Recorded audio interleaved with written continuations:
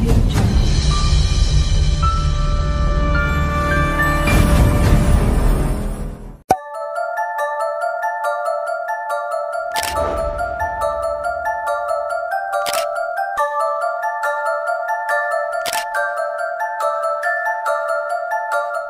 আপনারা যে প্রিভিউতে ফটোগুলো দেখতে পেলেন, জাস্ট এই ফটোগুলোকে আমি জাস্ট ওয়ান ক্লিকে আমি এডিট করেছি। বন্ধুরা, যদি আপনার নিজের ফটোকে এরকম ধরনের আপনারা সানলাইটের মাধ্যমে আপনারা জাস্ট ওয়ান ক্লিকে এডিট করতে যদি শিখতে চান, তাহলে আজকের এই ভিডিওটা লাস্ট পর্যন্ত দেখতে হবে। তো কিভাবে আপনারা এরকম ধরনের আপনারা ফটো ওয়ান ক্লিকে এডিট করবেন, আপনারা ভিডিওটা কন্টিনিউ করতে থাকুন। চলুন শুরু করছি আজকের এই ভিডিও। প্রথমে আমি চলে যাব ফটোলিপ অ্যাপে। আমার মোবাইলে থাকা যে ফটোলিপ অ্যাপটা আছে সেই অ্যাপটাকে আমি ওপেন করে নিচ্ছি। সো ওপেন করার পরে আমি এডিট ফটোতে ক্লিক করে দেব। এই ফটোলিপ অ্যাপটা আমার ভিডিও ডিসক্রিপশন বক্সে টেলিগ্রাম চ্যানেলে আপলোড করা আছে। আপনারা অবশ্যই আমার টেলিগ্রাম চ্যানেল থেকে আপনারা সেই অ্যাপটাকে আপনারা ডাউনলোড করে নেবেন বা ইনস্টল করে নেবেন। তারপরে সেই অ্যাপটাকে আপনারা ওপেন করে নেবেন। তারপরে আপনারা এডিট ফটোতে ক্লিক করে আপনারা অল ফটোতে ক্লিক করে দেবেন। এখানে আমি অল ফটোতে ক্লিক করে দিলাম। দেন গাইস, এরকমভাবে আপনাদের সামনে অনেকগুলো ফাইল ওপেন হয়ে চলে আসবে।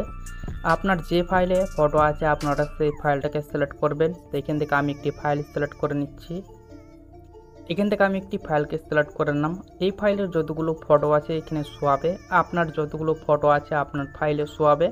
তো আপনি যে ফটোটা এডিট করতে চাইছেন জাস্ট ওয়ান ক্লিকে সেই ফটোটা এখান থেকে পেয়ে যাবেন। অবশ্যই সেই ফটোটাকে এখান থেকে সিলেক্ট করবেন। সিলেক্ট করার পর আপনারা স্ক্রল ডাউন করে চলে যাবেন একটু ডান সাইডের দিকে। তারপর অ্যাডজাস্টে ক্লিক করে দেবেন।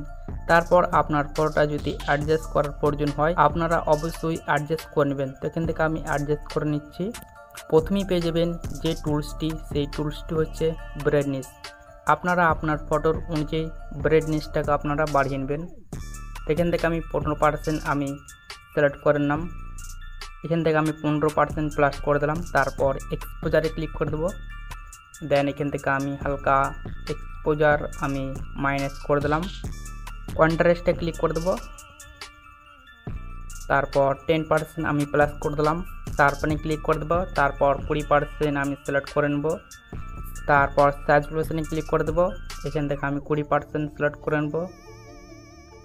তারপর শ্যাডোতে ক্লিক করে দেবো। এখানে আমি শ্যাডো আমি মাইনাস করে দেবো। 10% মাইনাস করে দিলাম। তারপর হাইলাইটে ক্লিক করে দেবো।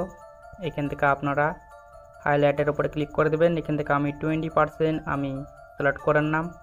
তারপর এখান থেকে রাইট সাইডে ক্লিক করে দেবো। আপনারা আপনার ফটোর অনুযায়ী করে নেবেন। তারপর চলে যাবেন একদম শেষের দিকে। তারপর ইনহ্যান্সে ক্লিক করে দেবেন। এখানে আমি ইনহ্যান্সে ক্লিক করে দিলাম। তারপর এই ছবিটাকে আমি ইনহ্যান্স করে নেব।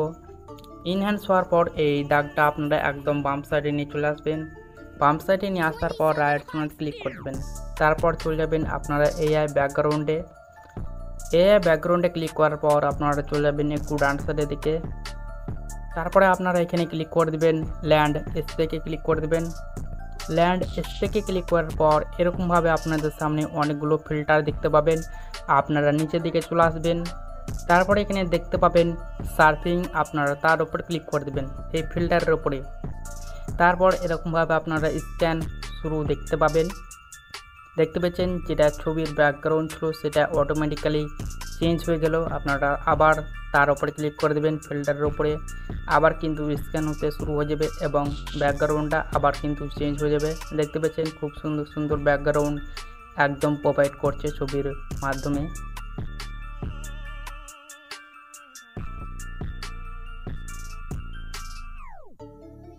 এখানে আপনারা আবার ক্লিক করে দেবেন যদি আপনাদের ব্যাকগ্রাউন্ডটা পছন্দ না হয়। এখানে আমি আবার ক্লিক করে দিলাম।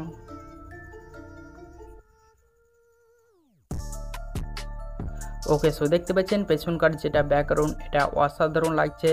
পেছনে সমুদ্র ঢেউ এবং সাইডে গাছ এবং ওপরে যেটা দেখতে পাচ্ছেন ওটা হচ্ছে সানলাইট এবং ব্যাকগ্রাউন্ডটা একদম ফটোর সাথে সেই ম্যাচ করেছে। তো এরকম ধরনের যদি আপনাদের ব্যাকগ্রাউন্ড পছন্দ হয় আপনারা সেই ব্যাকগ্রাউন্ডের উপরে ক্লিক করে দেবেন, তাহলে আপনাদেরকে আর স্ক্যান করতে হবে না। জাস্ট আপনারা এখানে রাইটসের মধ্যে ক্লিক করে দেবেন, দেখবেন ব্যাকগ্রাউন্ডটা একদম ছবির সাথে ম্যাচ হয়ে গেছে। তারপর আবার চলে আসবেন একটু ডান সাইডের দিকে, ডান সাইডের দিকে আসার পর আবার ইনহ্যান্সে ক্লিক করে দেবেন, তারপর ছবিটাকে আবার ইনহ্যান্স করে নেবেন।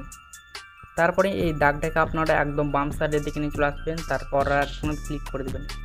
রাইটসের মধ্যে ক্লিক করার পর আপনারা সেই বাটনে ক্লিক করে দেবেন, তারপর এখান থেকে আপনারা আবার কিন্তু অ্যারো অপশন পেয়ে যাবেন।